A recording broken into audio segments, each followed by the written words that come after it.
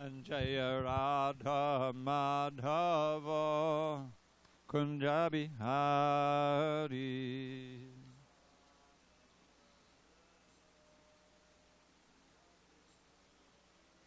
Jaya Radha Madhava Kunja Bihari.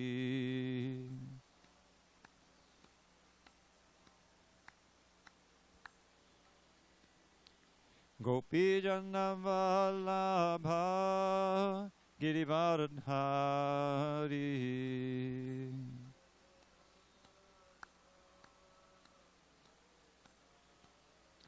Jaya Gopi Jana Vallabha Girivardhari.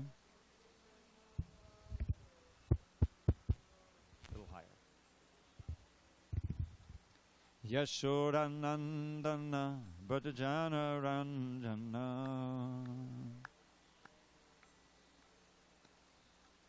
Yashodanandana Bhajana Ranjana.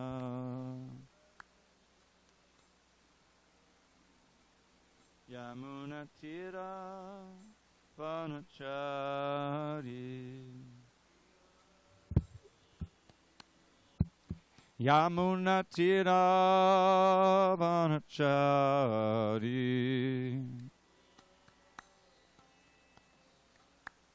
Jaya Radha Madhava Kunja Bihari.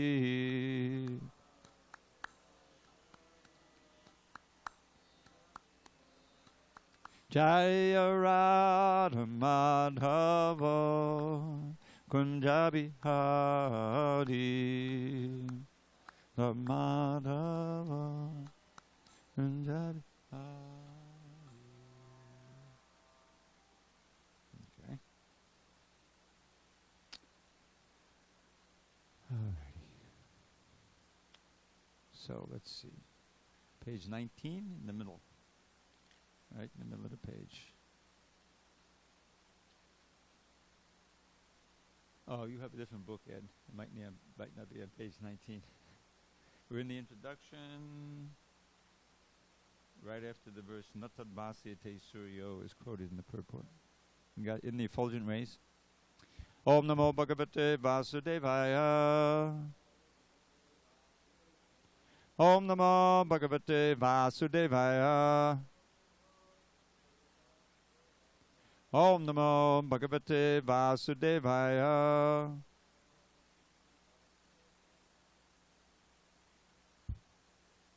Okay, third, right? 3rd of September. It's the 2nd. Okay, thank you. On this 2nd day of September, 2020 in SanDiego, we're reading from Srimad Bhagavad Gita as it is, translation and commentary by His Divine Grace A.C. Bhaktivedanta Swami Prabhupada. And we are reading through the introduction. We're on page 19 of this printing. Right in the middle of the page, paragraph beginning, in the effulgent rays. In the effulgent rays of the spiritual sky, there are innumerable planets floating. The Brahmajyoti emanates from the supreme abode, Krishna Loka, and the Anandamaya, Chinmaya planets, which are not material, float in those rays. The Lord says, Natadbhasyate suryo nashashanko napavakaha yadgatvananavartante taddhama padamang mama. One who can approach that spiritual sky is not required to descend again to the material sky. In the material sky, even if we approach the highest planet, Brahmaloka, what to speak of the moon, we will find the same conditions of life, namely birth, death, disease, and old age. No planet in the material universe is free from these 4 principles of material existence. The living entities are traveling from one planet to another, but it is not that we can go to any planet we like merely by a mechanical arrangement. If we desire to go to other planets, there is a process for going there. This is also mentioned, Yanti Deva Vrata Devan Pitrin Yanti Pitrivataha. No mechanical arrangement is necessary if we want interplanetary travel. The Gita instructs, Yanti Deva Vrata Devan. The moon, the sun, and higher planets are called Svargaloka. There are 3 different statuses of planets: higher, middle, and lower planetary systems. The Earth belongs to the middle planetary system. The Bhagavad Gita informs us how to travel to the higher planetary systems, Devaloka, with a very simple formula. Yanti Deva Vrata Devan. One need only worship the particular demigod of that particular planet, and in that way go to the moon, the sun, or any of the higher planetary systems. Yet the Bhagavad Gita does not advise us to go to any of the planets in this material world, because even if we go to Brahmaloka, the highest planet, through some sort of mechanical contrivance, by maybe traveling for 40,000 years, and who would live that long, we will still find the material inconveniences of birth, disease, death, and old age.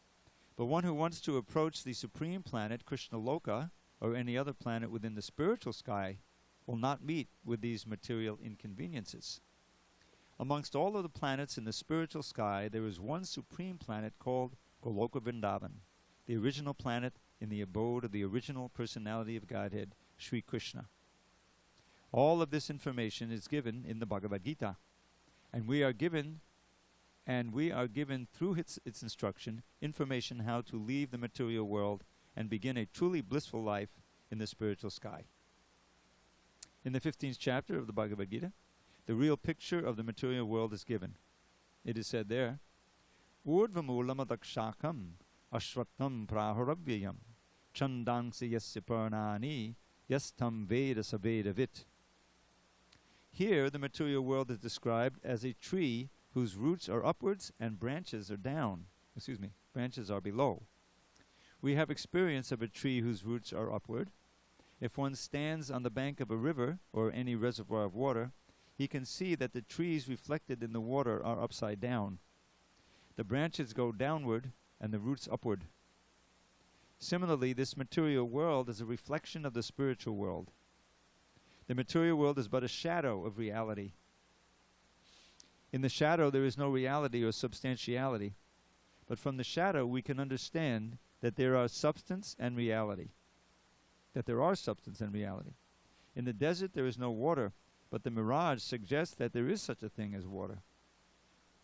In the material world there is no water, there is no happiness, but the real water of actual happiness is there in the spiritual world. The Lord suggests that we attain the spiritual world in the following manner. Nirmana moha, I'll say you say.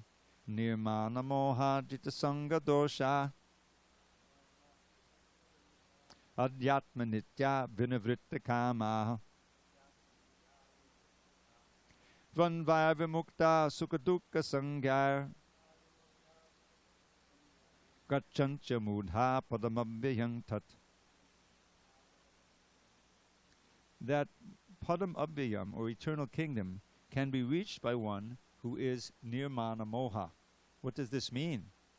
We are after designations. Someone wants to become sir, someone wants to become lord, someone wants to become the president or a rich man or a king or something else. As long as we are attached to these designations, we are attached to the body, because designations belong to the body. But we are not these bodies, and realizing this is the first stage in spiritual realization. We are associated with the 3 modes of material nature, but we must become detached through devotional service to the Lord. If we are not attached to devotional service to the Lord, then we cannot become detached from the modes of material nature. Designations and attachments are due to our lust and desire, our wanting to lord it over the material nature. As long as we do not give up this propensity of lording it over material nature, there is no possibility of returning to the kingdom of the Supreme, the Sanatan Dhamma. That eternal kingdom, which is never destroyed, can be approached by one who is not bewildered by the attractions of false material enjoyments, who is situated in the service of the Supreme Lord. One so situated can easily approach that supreme abode.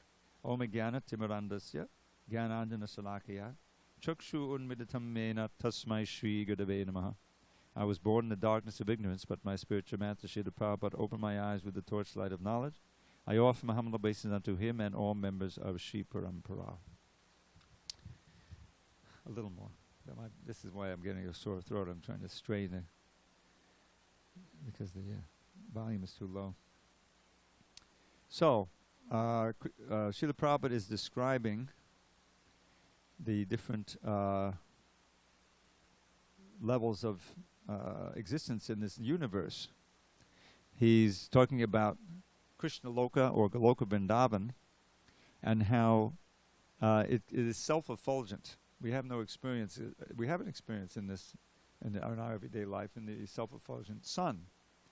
If it wasn't for the sun, we'd be in complete darkness. We forget how dark everything is. You know, of course, we have our artificial lights and everything, but how do we get the energy to run the lights? Fossil fuels. Where does the fossil fuels come? From the dead fossils, which got their energy from the sun. So the sun is illuminating this dark universe, and but Goloka Vrindavan is illuminating everything. The self-effulgent planet, and that's where we want to go. And one who goes there doesn't have to come back. Krishna says later in the Bhagavad Gita, several places he says that. Every place in the material world is temporary, just as his body is temporary. You have the experience, you know, you get settled in somewhere and they just sold the building, we got to leave. I remember when I was living nicely, comfortably over there on Grand Avenue with Gangeya, and they sold the building, you know. Yeah, you guys could apply to, you know, get a place in the new building, but you'll have to leave for a while. You know. So that's how we got this place. It was 2004. And luckily they haven't sold that building yet.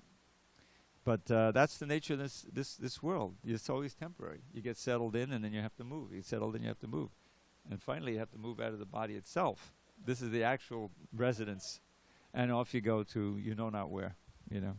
And this is an underlying source of anxiety for human beings mostly. The animals can't project. They're living in the moment, you know. They forget from day to day. But human beings can understand. They see, you know, all these poor homeless people on the street as a reminder of how tenuous our situation is, you know. And the material world itself is giving us so many lessons if we could only learn them. And we need instruction in order to do that from the Shastra. So, how to go to these other planets? Prabhupada quotes this verse from the 9th chapter. Yanti deva vrita devan, pitrin yanti pitri vrita. It's a question of establishing a relationship with the presiding deities of the place through worship. Those who worship the devas go to the planets of the devas. Those who worship the pitris go to the pitri loka. Those who worship the bhutas and the pretas go to their abode.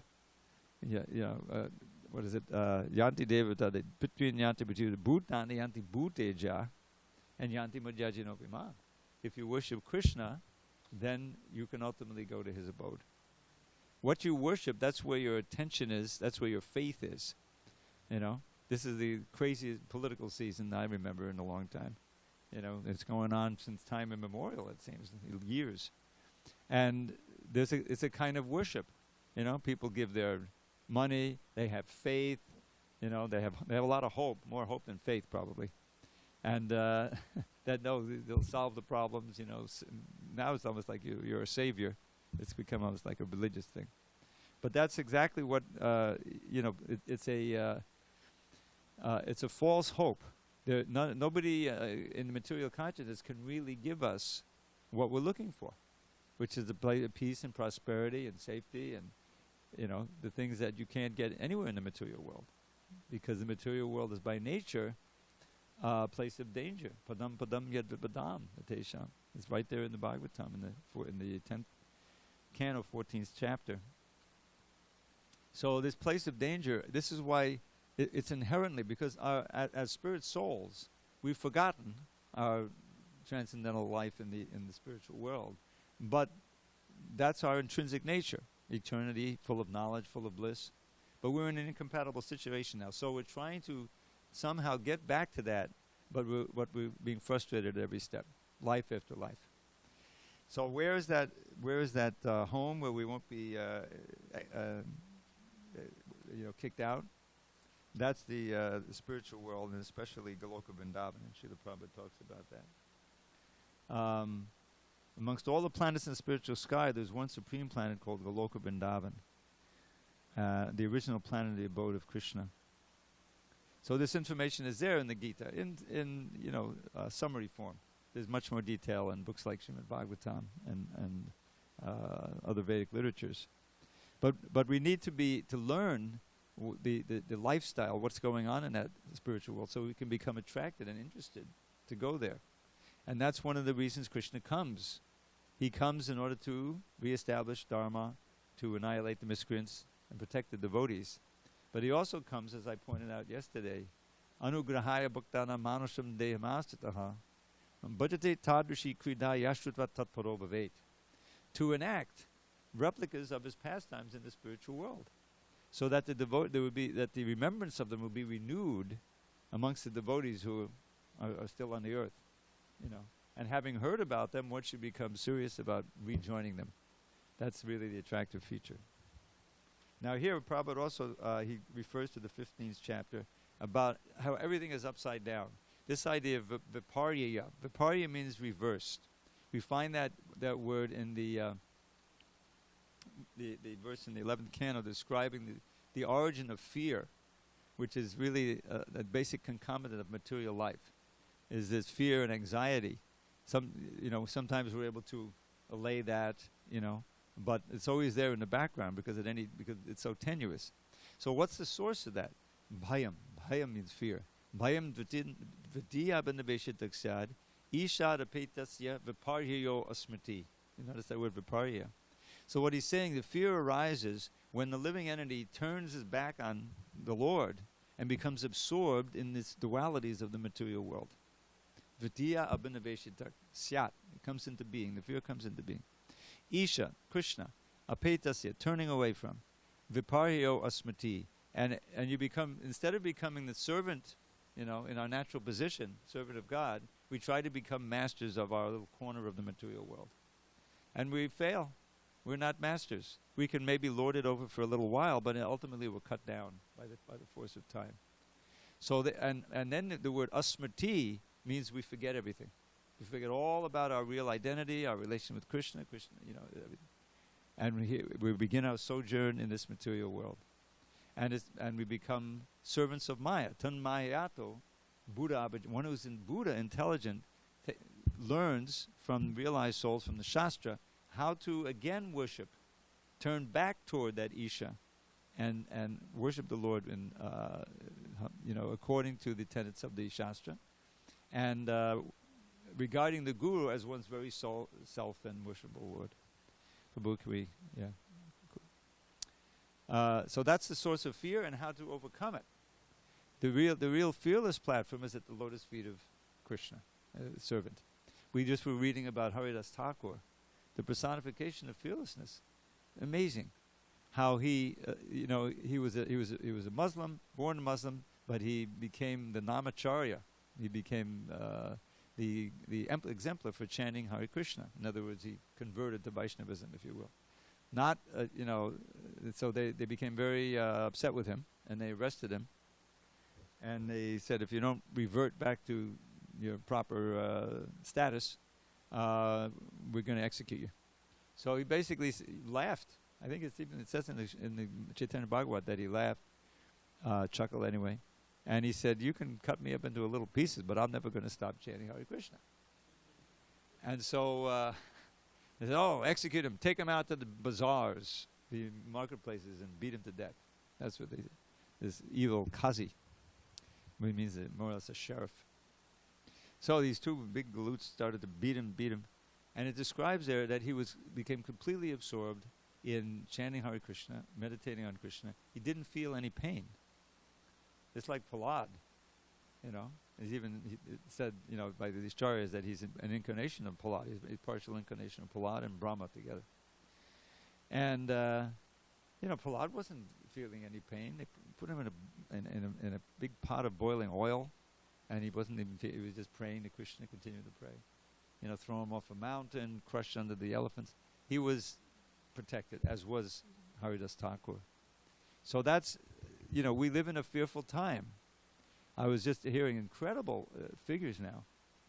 That this was back in June. They did a survey of people in America, different age groups, And those who were between the ages of 18 and 25, they asked him a question. They asked all the people a question, because there's so much, disruption in society, and then the COVID was coming, and it just arrived, people were in lockdown.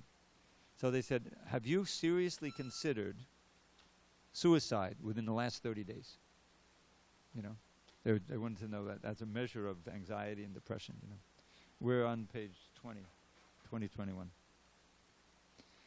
And amongst that age group, 18 to 25, 25% said yes. I mean, that just blows my mind. That's a huge percentage. And from 25 to 40, or 44, like 19 or 20 years, the percentage was lower, was 16%, but that's still a lot. I mean, that's a huge percentage of people who are actually serious. This doesn't just it came into their mind, as a fleeting, but this is seriously considered it. This is the problem with material life, that it's so tenuous. Anything can happen. Sometimes I think, the history of the who was it? Genghis Khan. He came over. What was the years of those? 1400, something like that.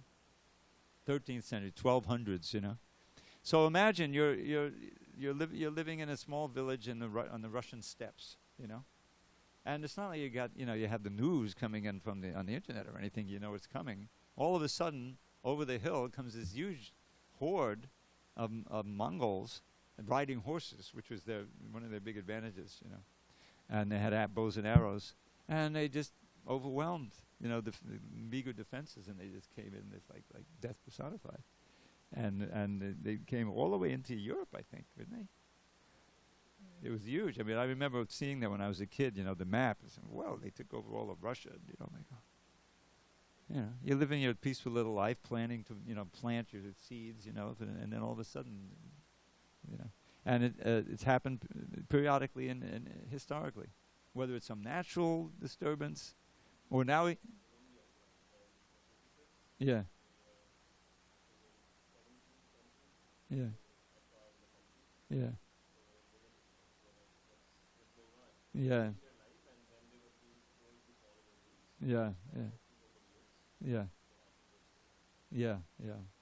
Anyway, this is the nature of material world. Sometimes it's just a personal thing. Some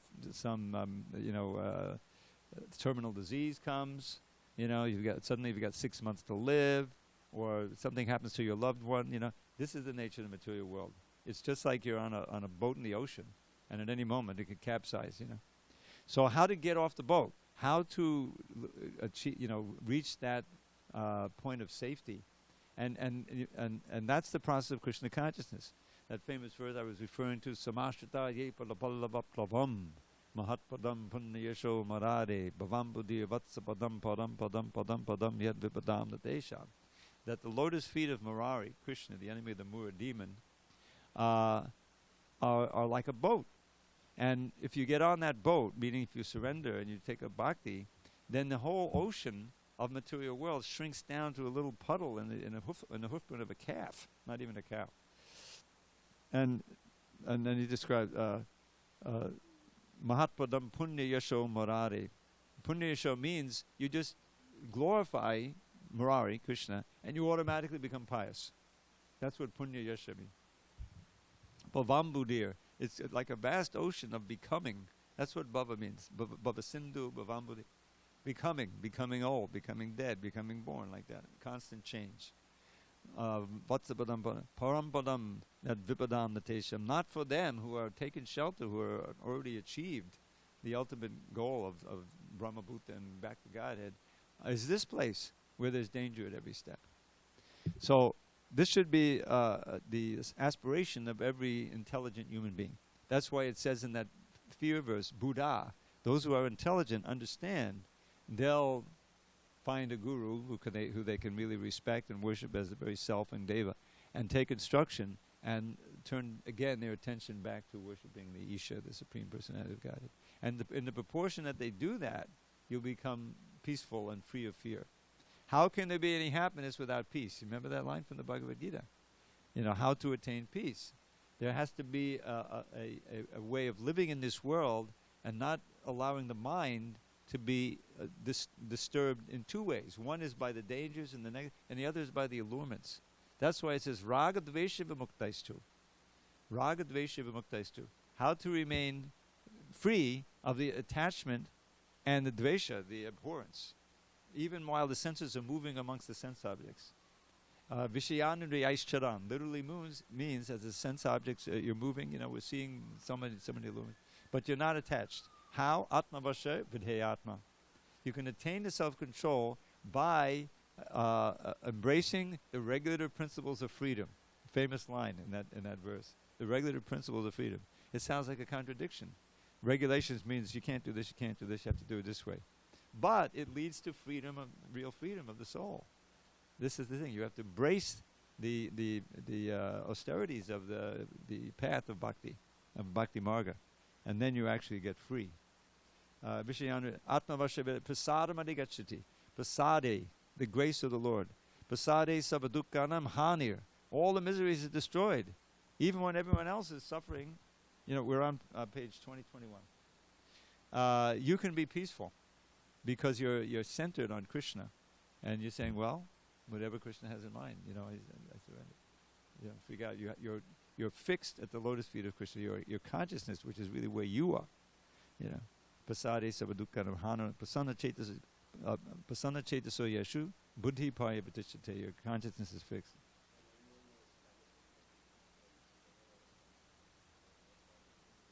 Yeah.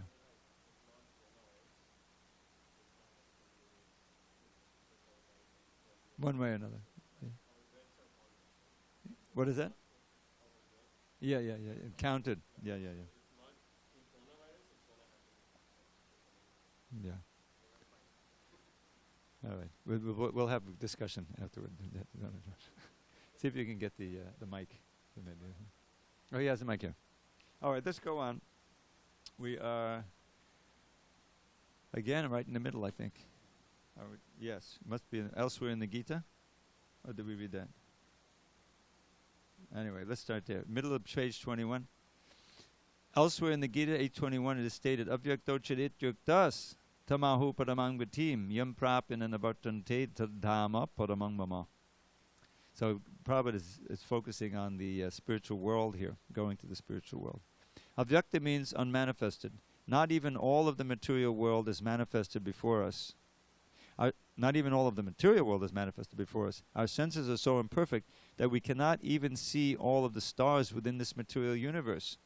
In the Vedic literature, we can receive much information about all the planets, and we can believe it or not believe it. All of the important planets are described in the Vedic literatures, especially Srimad Bhagavatam. And the spiritual world, which is beyond this material sky, is described as avyakta, unmanifested. Avyakta really means like invisible. One should desire and hanker after that supreme kingdom, for when one attains that kingdom, he does not have to return to this material world. That was already said. Yadgatvana navartante tadama paramam. Yam prapana navartante. Same idea. Next, one may raise the question of how one goes about approaching that abode of the Supreme Lord. For information of this is given in the 8th chapter. It is said there, I'll say you say, Antakale chamameva smadan muktva kalevaram yak priyati samadbhavam yati nastriyatra sangshayaha. And whoever, at the end of his life, quits his body remembering me alone, at once attains my nature. Of this there is no doubt. Bhagavad Gita 8.5. One who thinks of Krishna at the time of his death goes to Krishna. One must remember the form of Krishna. Okay. Time out. We can turn that off now. Thank you, Prabhu.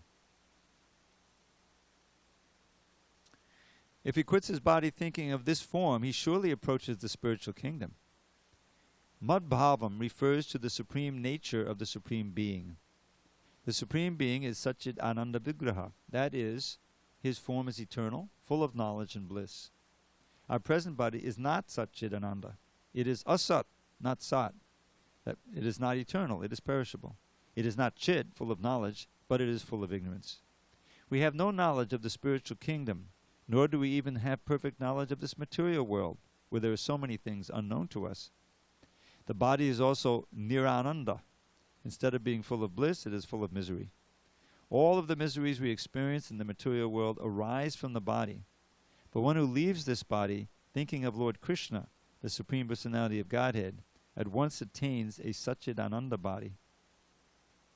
So that, just one note on that, I was referring, I think before you came, to something I read about how there's so much mental distress now, coming with not just the pandemic, but even before the pandemic, the economy and the election and all of these things, and so that's part of the body.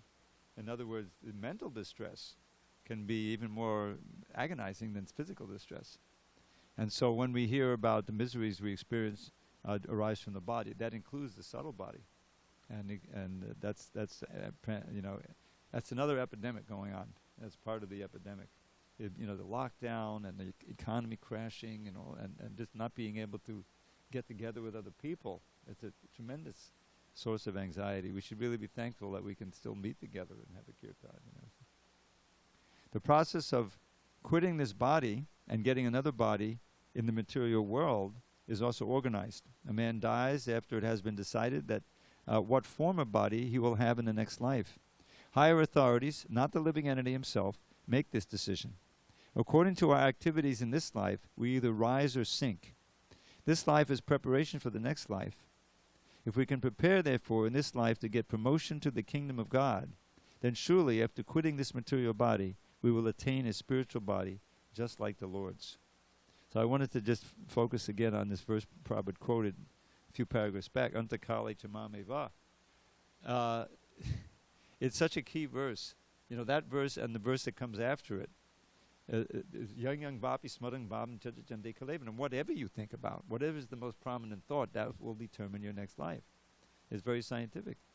And so when you think about it, okay, well, we have some freedom as human beings, what we can focus on. We can read this, read that. We can associate with this person, associate with that person. And so the art of and science of Krishna consciousness is taking advice from the Shastra, from the sadhus and the guru, how to cultivate Krishna consciousness. Books to read and what to see, or mostly what to hear, and of course what to do with your active senses. All of that, affects the state of your consciousness, the state of your mind, and if you do it right, you'll be able to remember Krishna at the end of life. What you're really doing is awakening your natural affection for Krishna, your relationship with him. We know that he's so supremely powerful and so supremely knowledgeable and everything, but he's also supremely lovable. What we're looking for love everywhere. We get to have something to love. I take a walk about 6 o'clock every night. I walk up doors, walk back doors, or I walk up Everett walk. And there's there's a good number of people there out walking those dogs, Sometimes there's a couple walking the dog, and they're both, serving the dog. And oftentimes there's one person walking the dog, and that may be their most important relationship, In one sense, the dog is always walking them. They divert. So that dog, and is going to be maybe what you remember, when you leave your body, if that's your most important relationship. So we don't want to let that happen. We have free will. This is the thing about the human life, is that it's endowed, it's a special juncture. All these other forms of life, they're all over the place, 8,400,000, and just the number of organisms, it's mind-boggling. They're all living entities just like us, But their consciousness is so much more covered. They don't have the option. I mean, we can chant Hare Krishna to a cat, and do whatever we can do. But really, they're stuck, But here we are, human life. We can decide, I'm going to read that, I'm going to read this, I'm going to go here, I'm going to eat this, going to eat that. I'm going to hang out with this person or with that person. And all of that, unless you're familiar with the tenets of bhakti as taught in Bhagavad Gita and other shastras, then you just, whatever feels good, whatever happens. In other words, there's no real direction, and you're sure to think of something material, when you leave your body. And mostly in this age where there's really Vedic culture, you're going to be performing vikarma, all kinds of sinful activity, and you'll lose the human form for who knows how many years, thousands of years. In other words, this is I was asked to give the talk, I think, in a couple of weeks on Sunday, and he wants a theme. I have to tell him what it's going. And the theme is going to be: don't waste time. Don't waste time. Isn't it obvious? I mean, with all of this threat, it's a blessing in one sense. We can all get serious. Hey, I may be 10 years old, 20 years old, 30 years old. I don't know how much time I have. Let me realize this is serious business. I'm not fully Krishna conscious yet. I have to chant more rounds. I have to, clean up my act, whatever. So this is the what all of this leads to. Antakali tamameva. If you can remember Krishna at the time of death, your life is successful. But if you don't, young vapi smarang bhabam, whatever you remember, whatever is the most prominent, and we can think, oh my God, I was just thinking about that. What if I just died at that point? In other words, the flow of your mentality. That's what a full program of Krishna consciousness is meant to purify. So, okay, back to the purport here. The process of quitting the body and getting another body in the material world is also organized. A man dies, I think I read that. A life is preparation for the next life. If we compare, therefore, in this life to get promotion to the kingdom of God, then surely after quitting this material body, we will attain a spiritual body just like the Lord's. Higher authorities, not to let me make the decision. As explained before, there are different kinds of transcendentalists. The Brahmavadi, Paramatmavadi, and the devotee. Vadi means someone who is always speaking about. Vad comes from Vak, Mayavadis. They're always speaking that everything is Maya. Even the form of the Lord, the name. And as mentioned in the Brahmajyoti, the spiritual sky, there are innumerable spiritual planets. The number of these planets is far, far greater than all of the planets of this material world. This material world has been approximated as only 1/4 of the creation, ekangshena stito jagat. In this material segment, there are millions and billions of universes with trillions of planets and suns, stars, and moons. But this whole material creation is only a fragment of the total creation. Most of the creation is in the spiritual sky. One who desires to merge into the existence of the Supreme Brahman is at once transferred to the Brahmajyoti of the Supreme Lord and thus attains the spiritual sky. The devotee who wants to enjoy the association of the Lord enters into the Vaikuntha planets, which are innumerable, and the Supreme Lord, by his plenary expansions, as Narayan with 4 hands and with different names like Pradyumna, Aniruddha, and Govinda, associates with him there. Therefore, at the end of life, the transcendentalists think either of the Brahmajyoti, the Paramatma, or the Supreme Personality of Godhead, Sri Krishna. In all cases, they enter into the spiritual sky, but only the devotee, or he who is in personal touch with the Supreme Lord, enters into the Vaikuntha planets, or the Goloka Vrindavan planet. The Lord further adds that of this, quote, there is no doubt. This must be believed firmly. We should not reject that which does not tally with our imagination. Our attitude should be that of Arjuna. I believe everything that you have said. Therefore, when the Lord says that at the time of death, whoever thinks of him as Brahman or Paramatma or as his personality of Godhead certainly enters into the spiritual sky, there is no doubt about it. There is no question of disbelieving it. Then Prabhupada quotes the verse I was just citing, the one after Antakali. The Bhagavad Gita 8.6 also explains the general principle that makes it possible to enter the spiritual kingdom simply by thinking of the Supreme at the time of death. Also, you say, Yang vapi smaran bhavam jajachante kalevaram tangtame vaiti konteya sadatan bhava bhavitaha. Whatever state of being one remembers when he quits his present body, in his next life he will attain to that state without fail. Now, first we must understand that material nature is a display of one of the energies of the Supreme Lord. In the Vishnu Puran 676-61, the total energies of the Supreme Lord are delineated. How say you say? Vishnu Shakti Paraprokta Chetra Gyakya Tathapara Avidya Karma Sanganya Tritiya Shaktirishyate. The Supreme Lord has diverse and innumerable energies which are beyond our conception. However, great learned sages or liberated souls have studied these energies and have analyzed them into three parts. All of the energies are of Vishnu Shakti. That is to say, they are different potencies of Lord Vishnu. The first energy is Para, transcendental. Living entities also belong to the superior energy, as has already been explained. The other energies, or material energies, are in the mode of ignorance. At the time of death, either we can remain in the inferior energy of this material world, or we can transfer to the energy of the spiritual world. So the Bhagavad Gita 8.6 says, Yang yang vapi smarang bhavam chajachante kalevaram tangtame vaiti konteya sadatad bhav bhavitaha. You may have noticed that he just cited that paragraph before.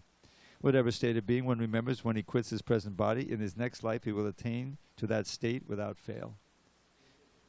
He repeated it, yeah. In life, we are accustomed to thinking either of the material or of the spiritual energy. Now, how can we transfer our thoughts from the material energy to the spiritual energy? There are so many literatures which fill our thoughts with the material energy, newspapers, magazines, novels, etc. Our thinking, which is now absorbed in these literatures, must be transferred to the Vedic literatures. The great sages, therefore, have written so many Vedic literatures, such as the Puranas. The Puranas are not imaginative, they are historical records. In the Chaitanya Charitamrita, Madhya 21:22, there is the following verse. Maya mugda jiver nahi swata Krishna gyan, jivere kripaya koila Krishna Ved Puran. The forgetful living entities or conditioned souls have forgotten their relationship with the Supreme Lord, and they are engrossed in thinking of material activities. Just to transfer their thinking power to the spiritual sky, Krishna Dvaipayana Vyas has given a great number of Vedic literatures. First he divided the Vedas into 4, then he explained them in the Puranas, and for less capable people he wrote the Mahabharata. In the Mahabharata there is given the Bhagavad Gita. Then all Vedic literature is summarized in the Vedanta Sutra, and for the future guidance he gave a natural commentation on the Vedanta Sutra called Srimad Bhagavatam. We must always engage our minds in reading these Vedic literatures, just as materialists engage their minds in reading newspapers, magazines, and so many materialistic literatures. We must transfer our reading to these literatures which are given to us by Vyasadeva. In that way it will be possible for us to remember the Supreme Lord at the time of death. That is the only way suggested by the Lord, and he guarantees the result. There is no doubt. And Tasmat sarveshu kaleshu, also you say, Tasmat sarveshu kaleshu, Mamanusmada yudhyacha, Maya pratamano buddhir, Mama vaishyasya sangshayaha. Therefore, Arjuna, you should always think of me in the form of Krishna and at the same time continue your prescribed duty of fighting. With your activities dedicated to me and your mind and intelligence fixed on me, you will attain me without doubt. So these 3 verses, 8, 5, 6, and 7, form like a little lesson in Krishna consciousness. Arjuna asked, how can, this is at the beginning of the chapter, he asked some questions. How can one know you at the time of death? And this is the answer.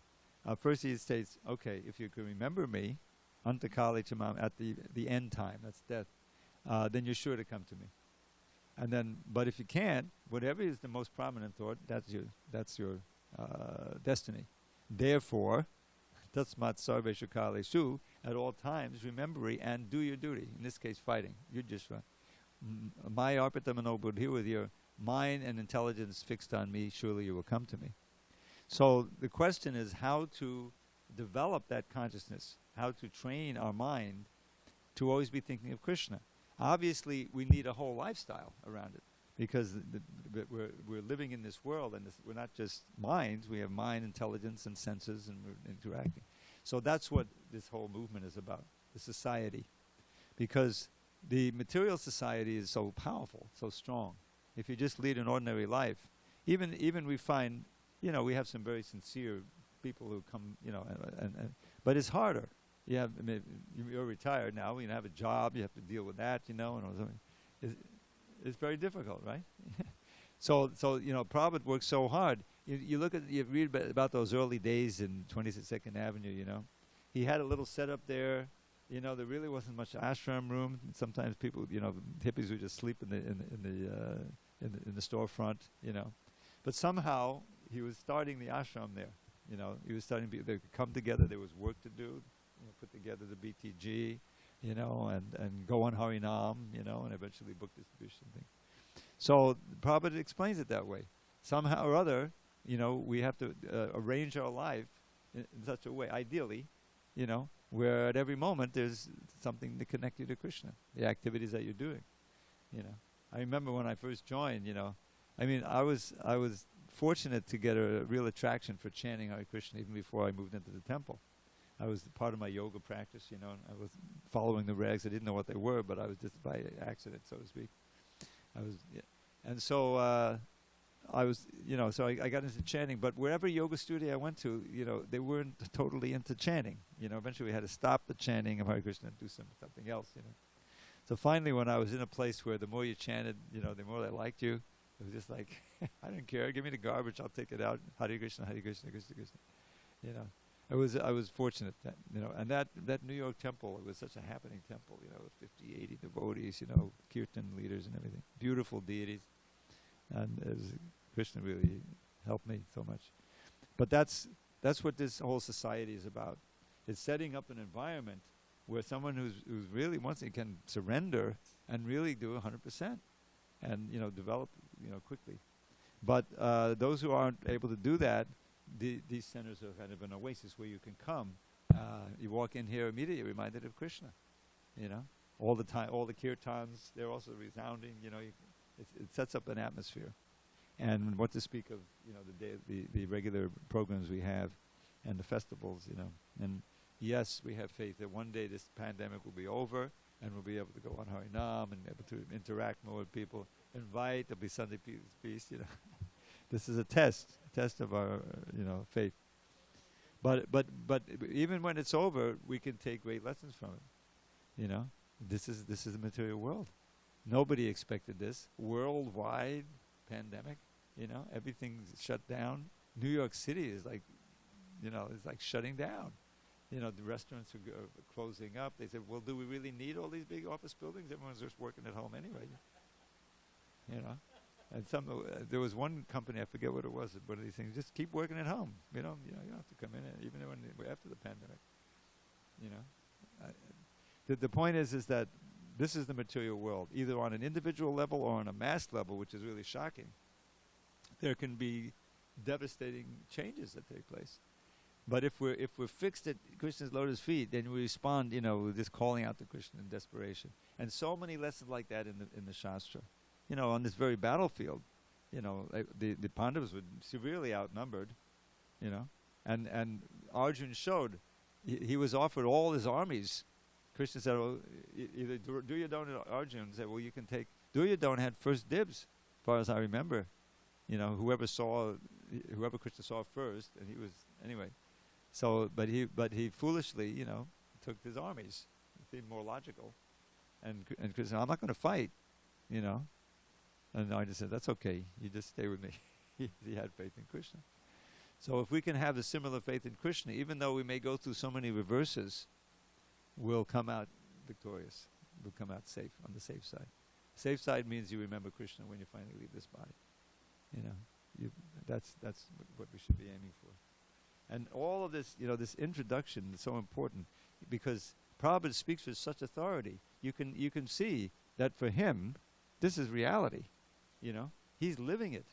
When he says you become fearless, I mean, he already crossed the ocean, you know, and with $7, you know, that proves it.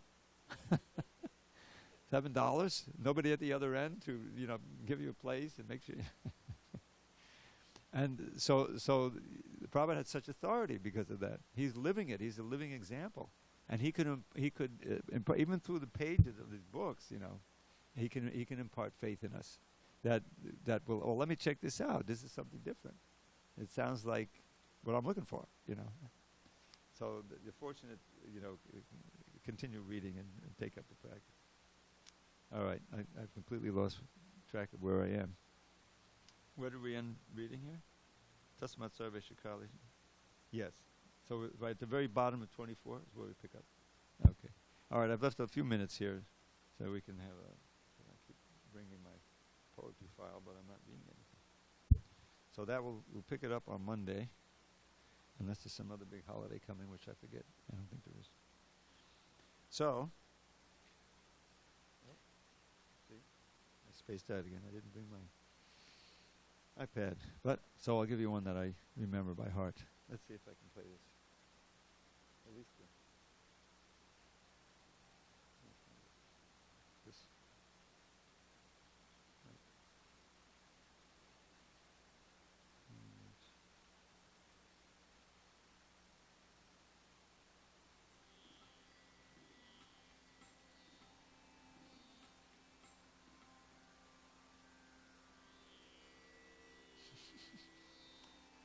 It's a little slow. Okay. So here's one. Oh yeah, I didn't bring the iPad. I forgot it. But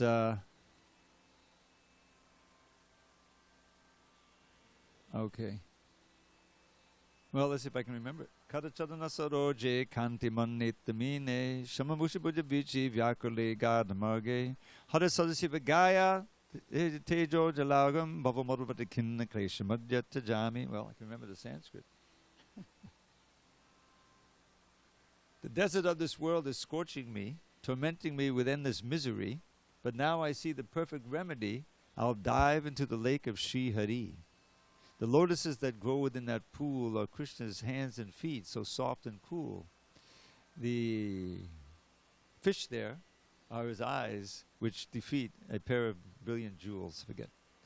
His arms with graceful motions ever make delightful waves in that unfathomed lake. His splendor is its water. Let me take deep draughts of it, my burning thirst to slake. If you want to achieve perfection easily and get relief from all the misery, then take to heart my easy remedy and dive into the lake of Sri Hari. This is a verse by King Kulashekar in his Mukundamala Stotra. There's some really wonderful verses there. I didn't put a poem to this one, but Mad janmanak palamidam madukaita bare mad prataniya madanugra esha eva Trad Britya, Paricharika, Brityasya, Britya itimam smadalokanata. You've heard this before? My dear Lord, please make my birth successful. Madjagmanak palamidam Madukaita Bade, the enemy of Madhu and Kaitaba. Matprataniya Mamanu, if you really show me mercy, this is what I ask you to do, Please regard me as the servant of the servant of the servant of the servant of the servant of the servant of your servant. Now in Lord Chaitanya's verse, he has the servant of the servant of the servant of the lotus feet of Krishna, But here, this which predates it, this was written hundreds of years before Lord Chaitanya. So that was an interesting one. And, okay, I guess we could adjourn and get ready for the kirtan. All glories to Srila Prabhupada.